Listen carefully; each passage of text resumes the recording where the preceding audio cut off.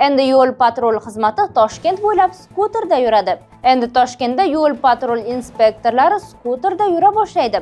Ular avariya bo'lsa yoki soatlab kutiladigan tirbandlikda mashinasini tashlab, skuterlarga o'tirishadi va voqea joyiga borib, probkani bo'shatishadi. Endi poytaxtda turli sabablar bilan chorrahalar tirbandlashib ketsa, yo'l patrul xizmati inspektorlari hodisa joyiga maxsus elektr skuterda yetib borishadi. Ularning skuterlari oddiy rusumidan tezroq yuradi. Yo'l patrul xizmati elektroskuterlarning tirbandlikda yurishga qulay bo'lish uchun kichik va o'rindig'i ham bor. Bu transport yo'l patrul xizmati mashinasining orqa bagajida favqulodda vaziyat uchun doimiy saqlanadi. Eslatib o'tamiz, poytaxt ko'chalari odatda tongi 8:00 dan 10:00 gacha, tushlik vaqti 12:00 dan 14:00 gacha va ayniqsa kechqurun 18:00 dan 20:00 gacha juda tirband bo'ladi. Bu vaqtlar asosan o'qishga va ishga ketish qaytish vaqtlari hisoblanadi. Eng so'nggi xabarlar qisqa newsda.